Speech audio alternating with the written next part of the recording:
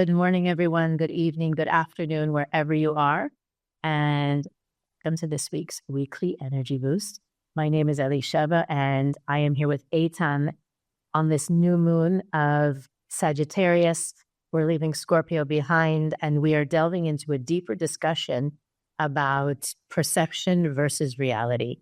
This is a concept that not only in the confines of Kabbalah, but throughout history, philosophers have grappled with what is the difference and how is it possible that our perception can affect our reality. What is reality and the connection between the two? And we're excited to start this month off with literally shattering our perceptions about how we create the life that we live and how we can create a dramatically different version of the life we live, starting with this month. Weekly Energy Boost is a 7-day spiritual weather forecast where we provide our listeners with the most powerful and practical tools to navigate the coming 7 days through the teachings and tools of the wisdom of Kabbalah, and end up offering up in every episode tools and wisdom that you can use any week of the year, any year of your life. And because we're shifting into a dramatically different energy, it calls for a dramatically different discussion. We all know and we've experienced times of darkness. We spent quite a few hours in the last year of discussing how to face darkness, how to deal with challenges. And this is really a stepping stone from struggle to embracing. And I'm very excited here to be here and to share this with you guys and to talk about it with Eitan.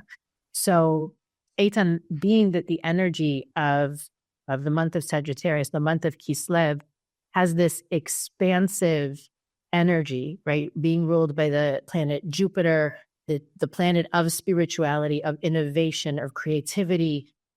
We're really set up in this month to have breakthroughs, most importantly in the way we think about things and we look at things. Whereas sometimes we get opportunities to have breakthroughs in different areas of our life and different aspects of our life. How can we use, or what's the foundation of this understanding that our perception of things is really what makes them what they are? I think the first step is, let's ask, what is the true reality? Right. And when I'm talking about the true reality, the unfiltered reality. Not how I see it, not how you see it. Because we see reality through our mind, through our emotions, through our past experiences, which filtering what is. So let's start with what is. Kabbalistically, what is infinite light. What does it mean?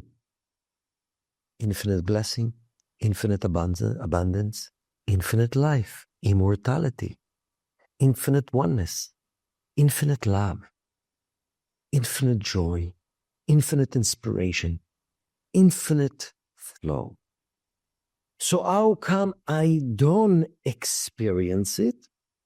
Kabbalistically, we're saying what you experience is based off your vessel. What does it mean? If you have 1 gallon of water, and the only vehicle for you to drink the water is through 8 ounces cup that you have. That's the vessel. That's how much of water you can drink. The way we believe about reality and about ourselves and what's possible. The way we see ourselves, others, and situations. The way we feel about what's possible and what's not. It's the vessel which through we're able to relate with a fragment of reality. So first, to understand, it's part of our journey. We came from the unlimited experience of the light of the Creator, which called the endless dimension. And we chose to go through our journey to see life through a limited perception, limited vessel of reality. And all our journey in this world is how do I expand my vessel, allow myself to go through a process of creating limitless perception of reality, gradually in the way I see life, I see possibilities, I see myself, I see what I can do. So that's actually the process. How do we do it? And how? Let's start to do it. It's a journey for all of us, from limited to limitless. First, the way we believe about ourselves and life and possibilities, and then it affects our actions.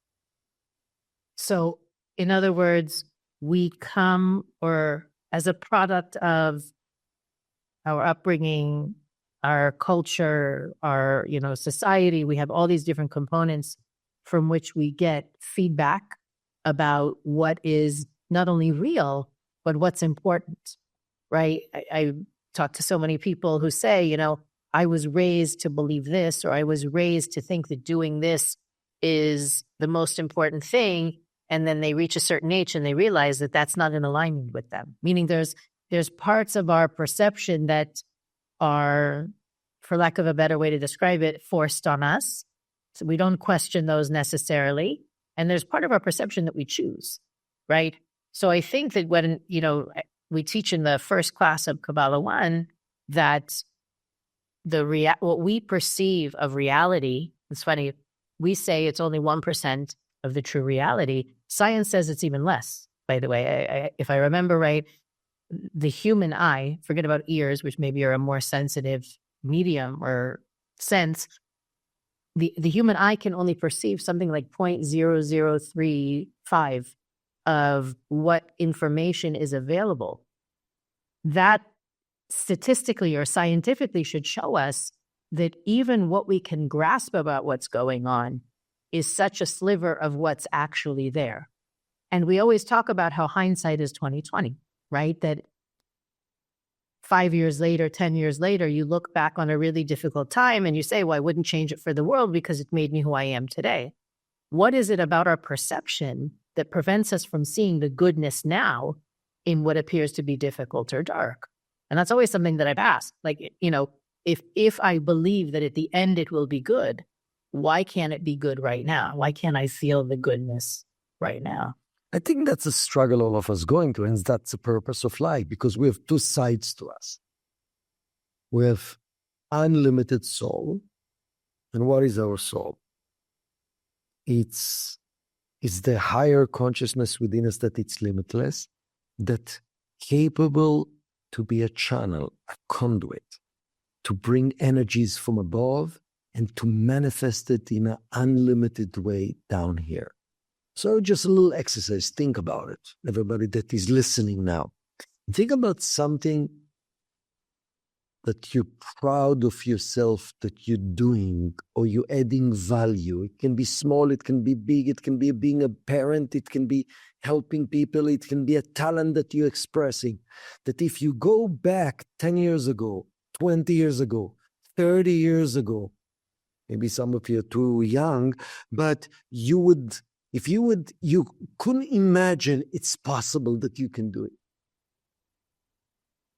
If I would go many years ago to know that actually I'm able to actually be having the merit and the blessing to share wisdom of Kabbalah in a way to inspire people when I was 15 years old, I could never imagine.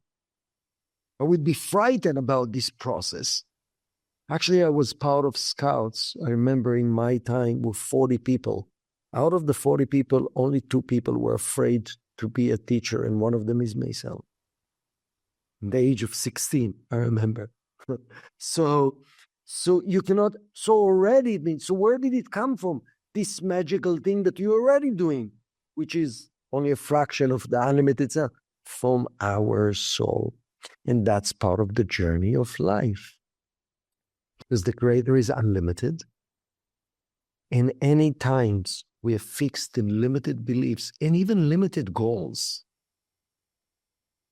Every time you have even big goals and you are not realizing the big goals that you achieved or about to achieve are just stepping stone to go to your next level, you'll have sense of emptiness within you. Because we meant constantly to strive towards the next level and next level. And one of the rules is My next level is unknown. How do we connect more to that reality though? Like I obviously, in doing what we do, in a way, it's easier for us to step into that. But for someone who is just starting up on their spiritual journey, what is can being more connected to the unlimited reality? What does that practice look like? So what a tool that work for me based on the teachings is there's two types of desires that we have: survival or unlimited. So imagine you're going through a challenge. Painful challenge, can be small challenge. What is the natural reaction of our mind, of our body, of our logic? What is the natural desire? I want to fix that problem. Relief. Relief. What is relief? Survival. I can't stand pain. I want relief. Is that what you want your life to be? Relief from pain. Now everything is okay. And when this pain is relieved, do you really feel deep freedom? The answer is no. At the moment of pain, it feels when I love relief, I'll be a happy human being. You will not be, because your destiny is much bigger. So what I've learned for myself, every time I'm pressed to the wall and I'm hearing the natural desire, relief, survival, feeling good again, I have this cold, feeling good again. I'm feeling bad. I'm feeling insecure. I'm feeling down. I'm feeling worried about the future. And I'm hearing this limited mind that tells me, why did I do this mistake? Could have been so much actually at peace right now. Then I'm saying, but is that what I want? I'm always hearing the words of the Rav Berg. Is that what life is about? Relief? Yes, that's what you're going to get. Relief, that will be the essence of your life. And temporary relief. Exactly. So imagine during those times that you're pressed to the corner, there's a cosmic opening to access the greater possibilities. There's a window. Just by asking the Creator and being honest with the Creator, the limited part of me just want relief, but I know you want to give me much more, and I don't know what it is, but I do not want to settle for less. If it means a little difficult process because it gets me to major gifts in my life, I want it. Instead of having the vision of relief, open your mind and your heart to a vision of great dreams. The biggest dreams, which are beyond logic, are available to access. Imagine to download this new vessel in times that a limited part of you fighting for relief and survival. Right. Rob Berg always used to say, when you have a toothache, let's say, and that your instinct is to say, where's the Tylenol? Where's the Advil? I just want to not be in pain right now. And the Rav would say, give me more. That's what we should say. And I always thought that that's kind of sadistic, like asking for more pain in the moment. That's not what the Rav was saying. The Rav was saying, I don't just want to shrink my vessel to desire just some relief, because I know in this moment that the universe is giving me the choice. Shrink your vessel to desire only a little peace, a little tranquility, a little comfort, or do I want to ask for it all right now? So the idea of give me more means give me it all, not just a little relief. Absolutely. Absolutely. And for me, a simple tool, for example, when I wake up in the morning, tired, and sometimes with a little sore throat, which is annoying beyond, yes? What? People talk from living, it's very... Yes. Yeah. So what is the natural tendency? Just relief. I don't want that. I want extra sleep. I want back my energy. Then I'm pausing and saying, this cosmic opening for a major day, miraculous day today. Please, Creator, I don't want that small vessel just to fix the pain that I'm experiencing right now. I want magic today. And I'm allowing myself to envision what potentially could be magic. But what do you mean based on what I see, based on what I feel? I have a problem, and the only thing that I'll call good is when those problem goes away. Really? That's what life really is about? That's what's possible? Actually, there's this famous story in the Torah about Jacob's ladder. You know, Jacob's ladder. So there's many spiritual interpretation for Jacob's ladder. So the bottom of the ladder, Kabbalistically, represent the present me, where I'm at today.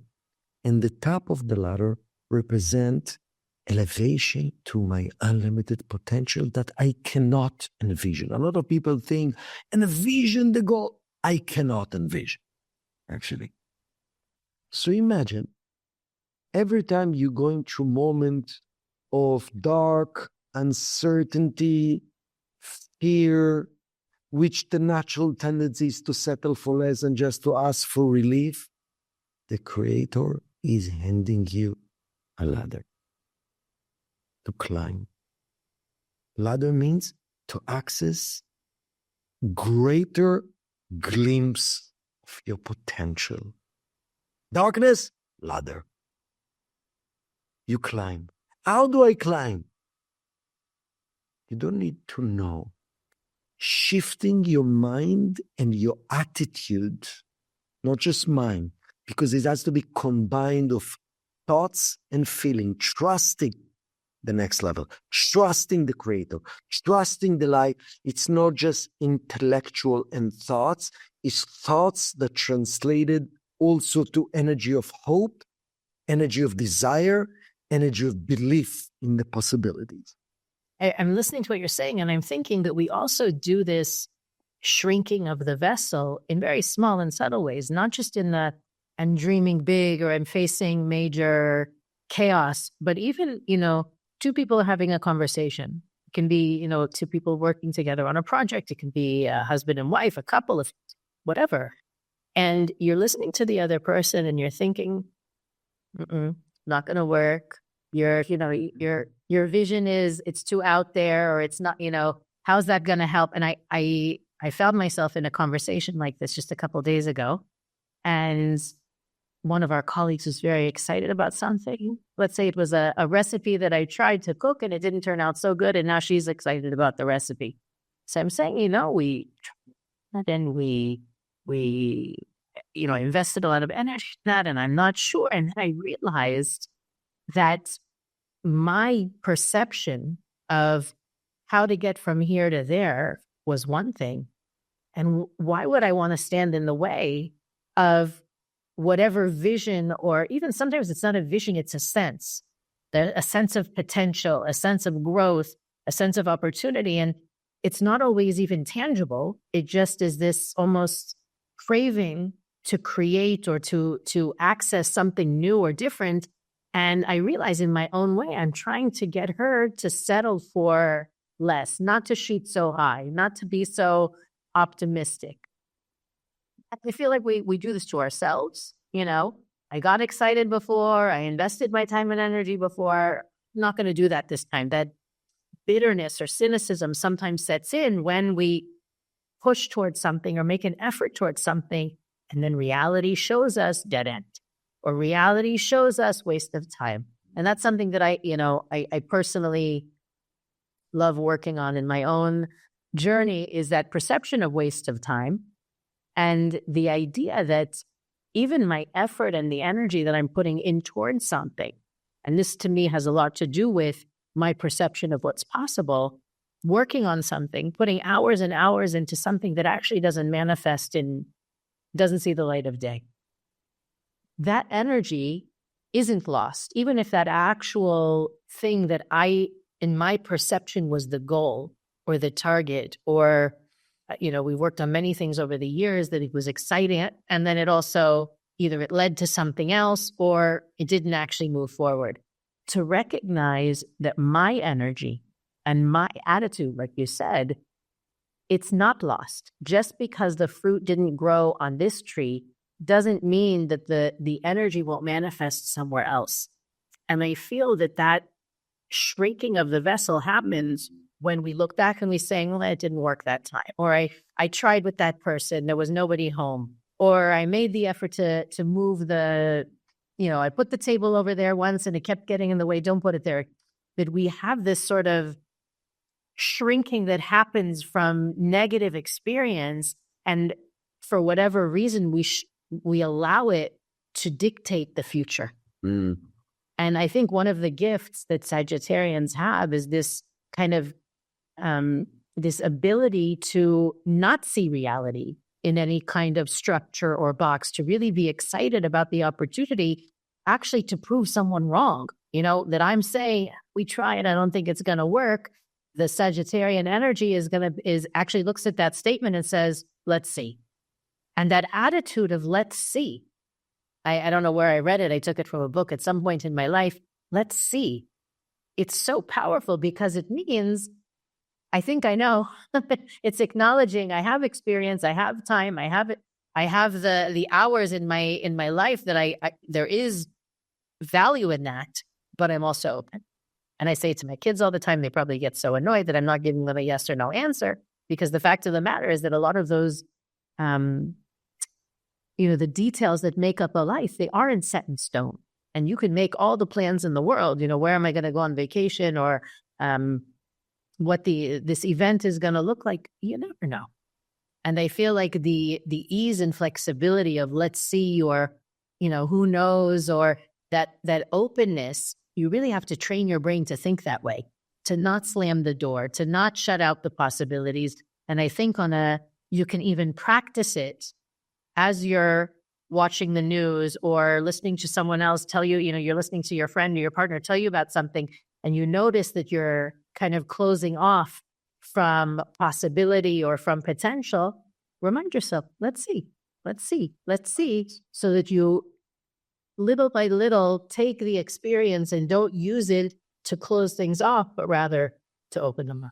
I love it. I take from what you said two powerful points for me. Number one, energy never disappear, not just outside, inside. We need to tell ourselves, my energy matter. If you put energy with the intention to create good, very simple, in a conversation, that you had 10 times with someone and you didn't go anywhere, or in creative process, or in some project that can cancel, if your intention is to plant seeds of growth and light and good energy in the right direction towards the world, towards yourself, towards others, your energy matter. My energy matter. The best that we have in this world, that things don't appear in our expected time, because we live in the illusion of time and space, which makes our mind limited. So I heard this example of the Chinese bamboo tree that actually, when you plant the seed of the Chinese bamboo tree and you water and you expose it to sun, that's beautiful. After 1 year, nothing happened. 2 years, nothing happened. 3 years, nothing happened. 4 years, nothing happened. After 5 years, it takes 6 weeks for it to grow 80 feet. 6 weeks. In 6 weeks, from nothing, 80.